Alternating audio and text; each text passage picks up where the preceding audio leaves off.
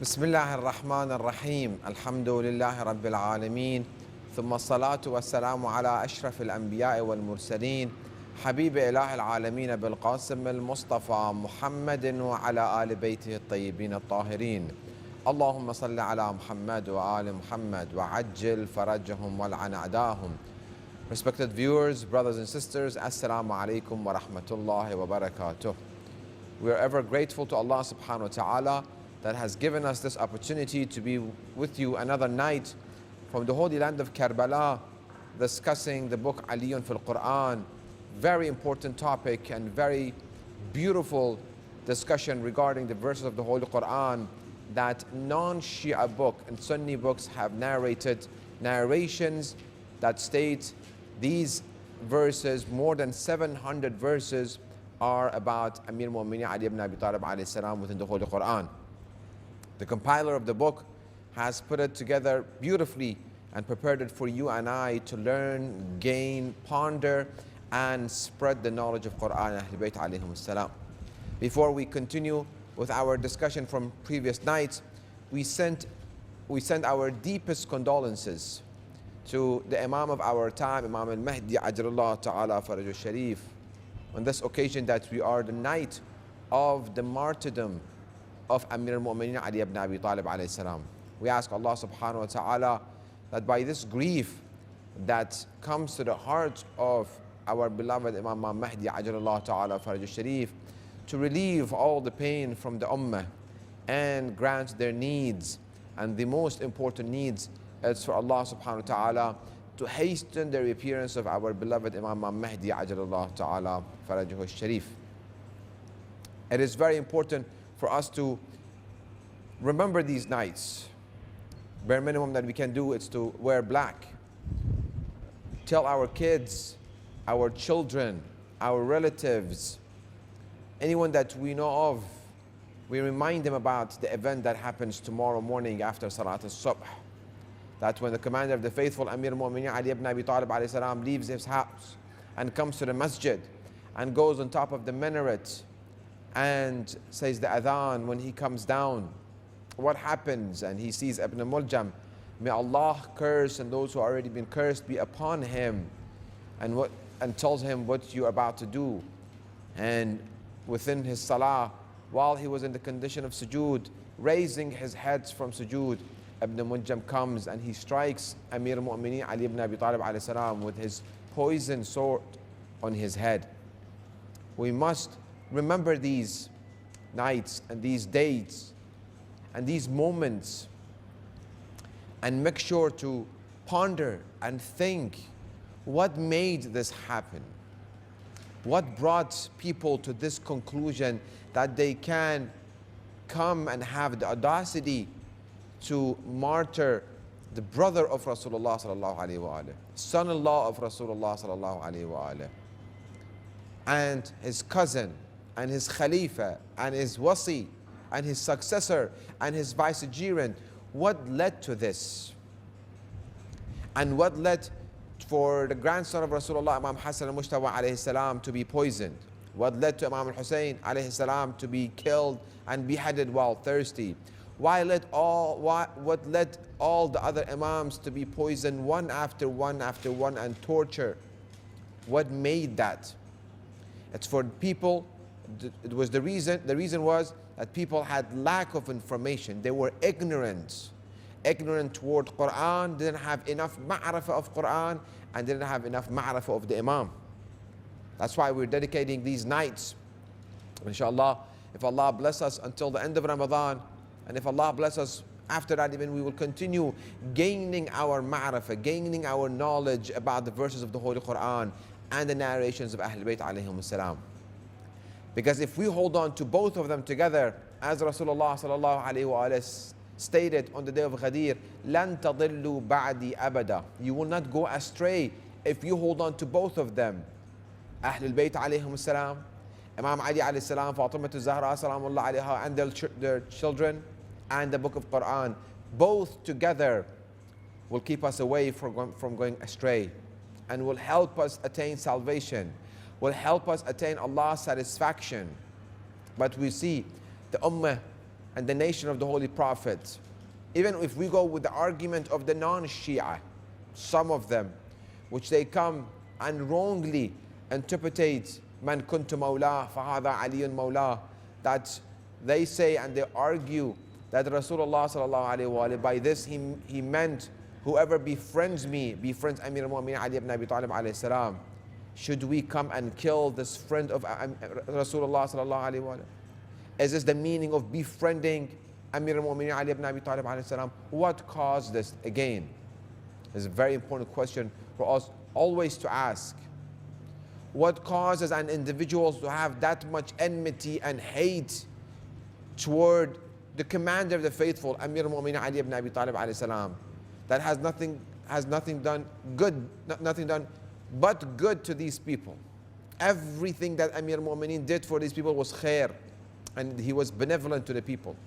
He wanted good for the people. All of his action day and night was good for the people, helping people to be successful in this life and life after death. Why again? Because they didn't have the ma'rifah of the Imam. They read the Quran beautifully. They memorized the Quran beautifully, but they didn't know the meaning of these verses. As we're bringing verses every night, 3-4 verses from the Holy Quran, again from the book of Ayatollah al-Masa Sadiq al-Shirazi, which he brought more than 700 verses, and only he's narrating from non-Shia books. Imagine if we would have brought narrations from the Shia sources, the ones that has reached us. There are in thousands and thousands that these verses are about Amir al-Mu'minin and Ahl Bayt alayhim salam. But many of our resources were burned. Many of the companions of Rasulullah sallallahu alaihi wasallam who had these narrations, who had these knowledge from Rasulullah in their heart, the first Khalifa and the second Khalifa and the third Khalifa, and Muawiyah and Yazid and Hajjaj ibn Yusuf al-Thaqafi and Bani Marwan and Bani Abbas, they annihilated all of them. They didn't want this light that Rasulullah sallallahu alaihi wasallam brought, this valuable gem, the religion of Islam that is pure. They didn't want this to reach you and I. But Allah subhanahu wa ta'ala, Wallahu mutimmu nurih. But Allah wants this light to stay on, as we see behind me. Mutawakkil al-Abbasi, according to history, if I remember correctly, he destroyed the dome of Abu Abdullah al-Hussein, the shrine of Abu Abdullah al-Hussein, more than 7 times. He wiped it by the ground. He destroyed it completely. But we see the shrine of Abu Abdullah al-Hussein stand still beautifully. It's shining. Why? Because they've been sent by Allah subhanahu wa ta'ala. No matter what shaitan wants to do to deviate people from the right path, Allah subhanahu wa ta'ala placed Ahl Bayt alayhim salam in front of us as light of guidance. Misbah al-Duja, Masabih al-Duja, the lanterns of during the time of absence of light and ignorance, they will shine and illuminate and show us the path. One of the verses, we continue with our discussion, chapter 2, verse 156, which we discussed it, but we want to go back again and touch based on it. الَّذِينَ إِذَا أَصَابَتْهُمْ مُصِيبَةٌ قَالُوا إِنَّا لِلَّهِ وَإِنَّا إِلَيْهِ رَاجِعُونَ. Those who, when an affliction visits them, say, indeed, we belong to Allah, and to Him do we indeed return.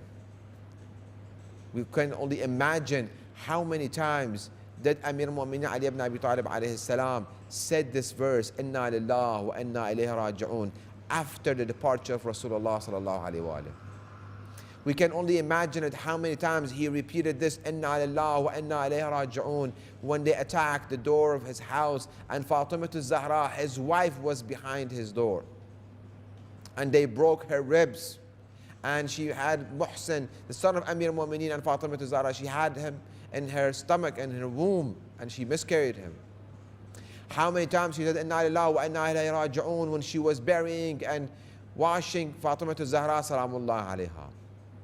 How many times he did say, Inna lillahi wa inna ilayhi raji'un. He's the commander of the believers, commander of the faithful. We go to the next verse, chapter 2, verse 178. أعوذ بالله من الشيطان الرجيم. يا أيها الذين آمنوا كتب عليكم القصاص في القتلى الحر بالحر والعبد بالعبد والأنثى بالأنثى. O you who have faith, retribution is prescribed for you regarding the slain. Freeman for freeman, slave for slave, and female for female. When we come to the books of narrations from the non-Shia sources, أخرج العلامة الهندي عبيد الله بسم الأمر تسري في كتابه في مناقب أمير المؤمنين علي بن أبي طالب عليه السلام عن أحمد والطبراني وابن أبي الحاتم وابن عبد البر وابن حجر عن ابن عباس. Chain of narrators from Ibn Abbas رضي الله عنه. May Allah be pleased with him. Quoting the book. قال, Ibn Abbas narrates, ما أنزل الله ما أنزل يا أيها الذين آمنوا إلا علي أميرها وشريفها ولقد عاتب الله أصحاب محمد صلى الله عليه وآله وما ذكر عليا إلا بالخير. Ibn Abbas narrates again from non-Shia books within the Sunni books. Every time that Ya ayyuha alladhina amanu was revealed within the Holy Quran, Imam Ali alayhi salam was the head. He was the Amir, he was the king, he was the commander of the believers and the noble one amongst the believers. And many times that Allah criticized and condemned the companions of Rasulullah sallallahu alaihi wasallam, Imam Ali was not included. And every time Imam Ali and believer is mentioned within the Holy Quran, it's Amir al-Mu'mineen, and it's Amir al-Mu'mineen always mentioned with benevolence. Another verse, chapter 2, verse 183. Ya ayyuha alladhina amanu. Again, كتب عليكم القصاص الصيام كما كتب على الذين من قبلكم لعلكم تتقون. Then again here, Ya ayyuha alladhina amanu. Imam Ali alayhi salam to be the commander of the believers, to be the noble one, the most noble one amongst them, to be the head of the believers. Another verse we see, chapter 2, verse 207. وَمِنَ النَّاسِ مَنْ يَشْرِي نَفْسَهُ ابْتِغَاءَ مَرْضَاتِ اللَّهِ وَاللَّهُ رَؤُوفٌ بِالْعِبَادِ. And among the people is he who sells his soul seeking the pleasure of Allah subhanahu wa ta'ala. And Allah is most kind to his servant. We go to the interpretation of this verse.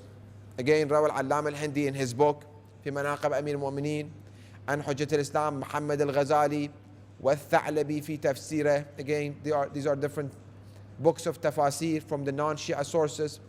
أن رسول الله صلى الله عليه وآله لما أراد الهجرة خلف علي بن أبي طالب عليه السلام بمكة. When he was about to migrate out of Mecca, he left Amir al-Mu'mineen in Mecca. Why? لقضاء ديونه ورد الودائع التي كانت عنده وأمره ليلة الخروج إلى الغار. Even this much time that Rasulullah is leaving, he leaves Amir al-Mu'mineen behind. Why? So he can pay his debt. He didn't trust anyone else but the commander of the faithful. And that action of Rasulullah as the commander of Allah subhanahu wa ta'ala. Rasulullah doesn't do anything from his own will or from his own whim. Rather, as a revelation from Allah subhanahu wa ta'ala, as the verse of the Holy Quran states. He leaves him behind in Mecca. He tells him, "Oh Ali, you stay in Mecca. You pay the debts that I owe to people. And also people have trusted me with their belongings. Return them." وَأَمَرَهُ لَيْلَةَ الْخُرُوجِ إِلَى الْغَارِ. And the night that he was about to leave Mecca and go to the cave. وَقَدْ أَحَاطَ الْمُشْرِكُونَ بِالدَّارِ. The disbelievers, the different tribes of the disbelievers had sent representative to kill Rasulullah so no one can come and take revenge. When they see there are many tribes, they won't be able to come back and take revenge. أَنْ يَنَامْ عَلَى فِرَاشِهِ. He commanded and asked Amir al-Mu'mineen to sleep on his bed. فقال رسول الله صلى الله عليه وآله له. Rasulullah tells Amir al-Mu'mineen, "Ya Ali, اتشح ببردي الحضرمي." I have abaya, I have clothes that is called hadrami. ثم نم على فراشي. Sleep on my bed. فإنه لا يخلص إليك منهم مكروه إن شاء الله عز وجل. If Allah wills, nothing will harm you from them. وفعل ذلك علي عليه السلام. And Imam Ali عليه السلام did it. He's selling his soul for Rasulullah sallallahu alayhi wa alayhi, seeking nearness to Allah subhanahu wa ta'ala. Who would have done it? Who would have done this sacrifice? We see not only once, not only twice, numerous times that all the other companions, including the Khulafa, including the first Khalifa Abu Bakr, including Umar, including the rest of the people, will run away because the severity and the density of the battle and how hard it gets that they all lost hope. And they thought that this is it. Rasulullah will be killed. Religion of Islam won't be there. But we see Amir al-Mu'mineen Ali ibn Abi Talib alayhi salam firmly stands next to Rasulullah sallallahu alayhi wa alayhi, protects him with whatever he can and he has in his hand. Shouldn't he be the one who defends also Rasulullah and his religion after that and teach people what Rasulullah brought? وفعل ذلك. Imam Ali alayhi salam slept in the bed of Rasulullah. فأوحى الله عز وجل إلى جبرائيل وميكائيل. Allah revealed upon Jibreel and Mikail alayhum assalam. May Allah, peace and blessing be upon them. أني آخيت بينكما وجعلت عمر أحدكما أطول من الآخر فأيكما يؤثر صاحبه بالحياة. Allah says that, O Jibreel and Mikail, I've made brotherhood between you two. And I made one of them to have longer life. Which one will sacrifice himself for the other one so the other one will have longer life?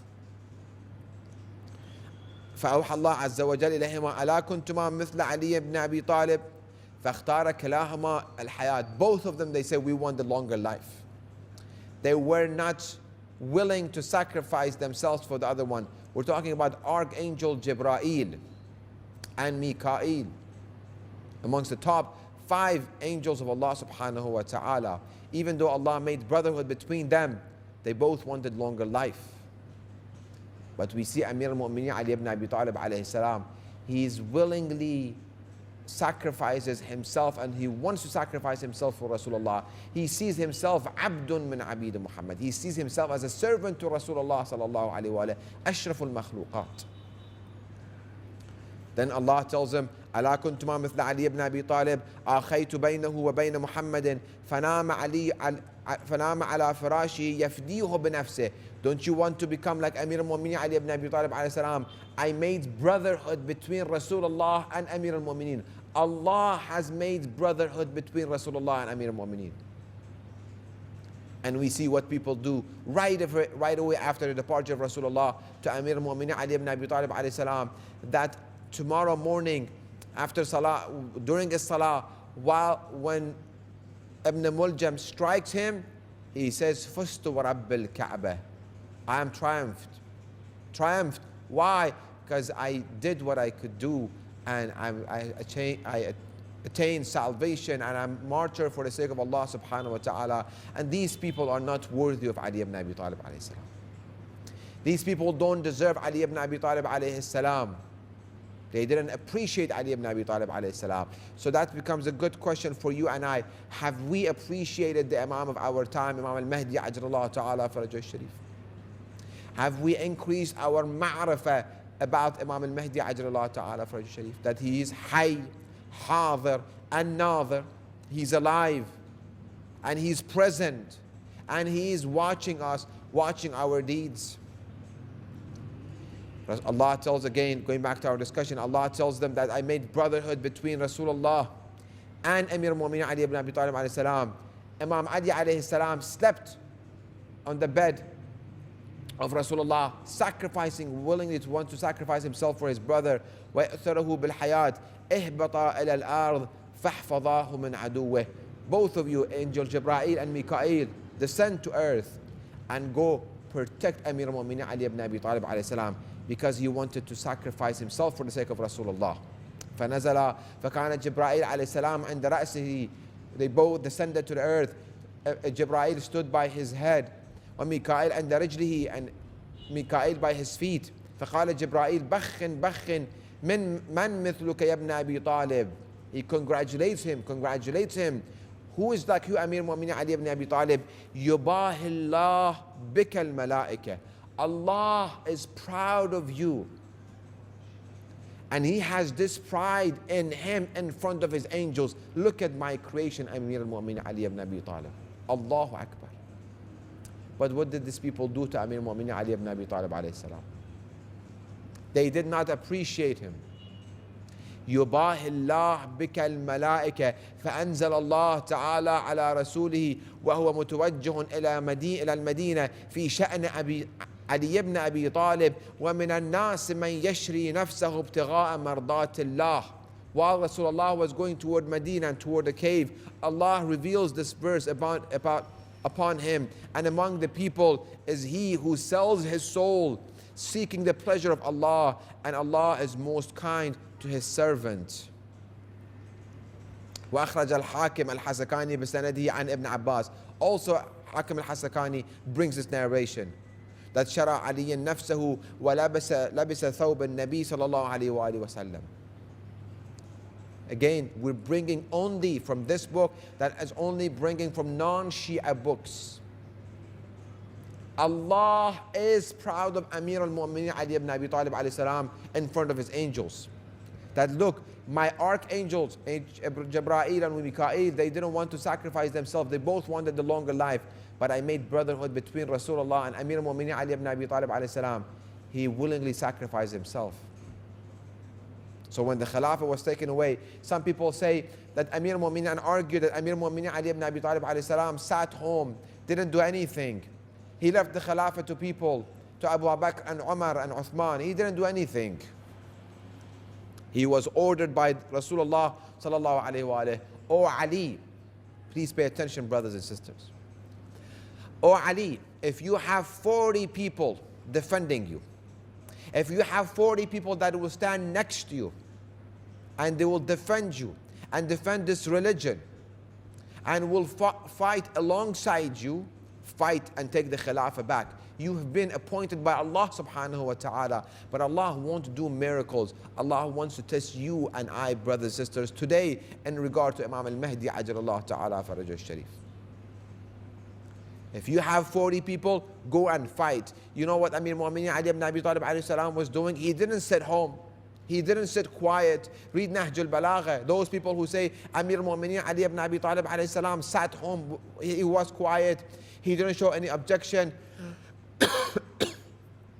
Look at Khutbah al-Shakhshakhiyya, what he says. Look at all the involvement that he had within the community trying to resolve the issues of the ummah.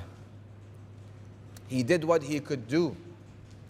So every night he would take Fatima al-Zahra salamullah alayha on a ride, and Imam Hassan and Imam Hussein alayhi salam, they would go to different houses of Muhajirin and Ansar, knocking on the doors.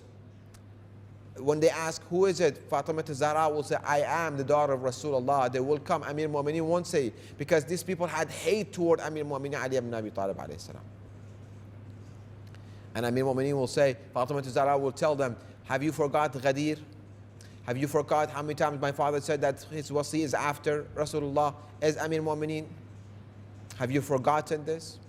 And they would bring excuses and so on and so forth. I will keep this rest of story and what happened and what he asked and how many people showed up, inshallah. Tomorrow we will conclude with the most important dua, and that is for Allah subhanahu wa ta'ala to hasten the appearance of our beloved Imam Mahdi ajalallah ta'ala faraj al-sharif. Bismillah ar-Rahman ar-Rahim. اللهم كن لوليك الحجة ابن الحسن صلواتك عليه وعلى آبائه في هذه الساعة وفي كل ساعة وليا وحافظا وقائدا وناصرا ودليلا وعينا حتى تسكنه أرضك طوعا وتمتعه فيها طويلا برحمتك يا أرحم الراحمين.